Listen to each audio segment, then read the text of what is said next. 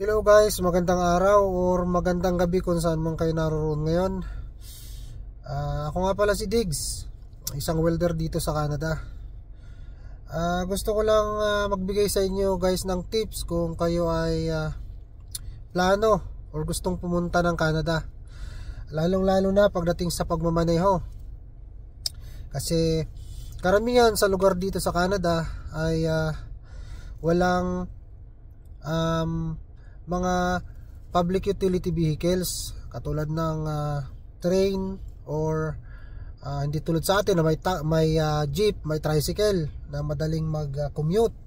Dito lalong lalo na sa mga probinsya na medyo liblib na, kailangan mo talaga magkaroon ng sasakyan. Kasi maswerte ka kung meron kang mapupuntahan na kakilala mo na mayroon ng sasakyan dito, pwede ka makikisabay lalong lalo na sa pagpasok sa trabaho at sa pamamalengke. Dahil dito, especially dito sa lugar namin, taxi lang ang pwede mong sakyan sa pag-commute. Walang bus, wala ring tren. Kaya importante na mayroon kang lisensya pag pumunta ka rito, lalong lalo na sa mga harsh condition ng winter, ganitong panahon na winter, katulad nyan sa labas punong-puno ng yelo. Kahit sa pamamalengke, kung wala tayong sasakyan ay mahihirapan tayo. So guys, ang ibibigay kong tip ngayong araw ay yung tungkol sa preparasyon sa lisensya bago kayo pumunta rito sa Canada, para pagdating ninyo dito hindi na kayo mahirapan kumuha. Syempre, ang kailangan natin dito ay kotse. Hindi pwede yung motor or pwede naman ang bisikleta, pero syempre titiisin mo yung lamig ng panahon. Katulad nyan, sobrang dami ng yelo. Ayan, ang puno ng yelo ang paligid. May mga nagbibisikleta pa rin dyan, pero sobrang hirap. Kaya ang maganda natin gawin guys ay magkaroon tayo ng lisensya bago pa lang umalis sa Pilipinas. Syempre pang 4 wheels, hindi yung pang motor lang, kasi hindi tatanggapin dito yon. Pang 4 wheels na lisensya ang kukunin natin. Para pagdating dito, pwede tayo mag-drive sa loob ng 3 buwan ng gamit ang lisensya natin sa Pilipinas. Basta mayroon lang uupo sa atin or uupo kasama natin sa pagdadrive, nakakilala natin kahit sino, basta nagdadrive na dito sa Canada for 3 years, at least 3 years, pwede na nila tayong samahan sa pagmamaneho.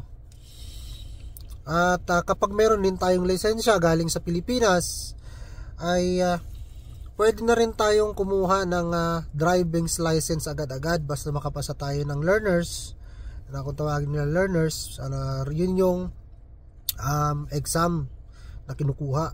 Pero dito meron namang reviewer sa online, pwede ka mag-review online. Kaya kahit 1 week ka pa lang, pagdating mo review ka na agad, makakakuha ka na agad ng lisensya. Magpa-schedule ka lang ng learner.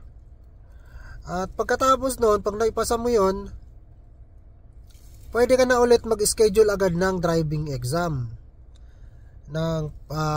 para makakuha ka na ng lisensya mo. So ganun dapat guys, meron kayong lisensya para makakuha kayo ng license agad dito. Kasi kung wala kayong lisensya galing sa Pilipinas, kailangan nyo po mag-antay ng at least 9 months bago kayo makapagmaneho dito sa Canada. Sobrang tagal ng 9 months guys, lalong lalo na kung abutan kayo ng winter. Ako pumunta ako dito April. October nakuha ko na yung lisensya ko. Dahil pagdating ko ng April, antay muna ako ng ilang buwan, tapos kumuha ako ng learner, kasi may nasasabayan naman ako dito. Kasi may nagkataon na yung may-ari ng bahay na tinutuluyan namin, na inuupahan namin, ay Pilipino. So nakikisabay na rin kami sa kanya, katrabaho ko din siya sa kumpanya. Nakikisabay na rin kami sa pagpasok. At sa pamamalengke nakikisuyo din kami sa kanya. Kaya maswerte kung may ganong sitwasyon. Pero kung wala, obligado ka maglakad or magbisikleta. Kung hindi naman, magtataksi ka, napakamahal po ng pamasahe. Ay, sasahurin natin, mapupunta na lamang sa taxi. Kaya importante po ang lisensya dito sa Canada.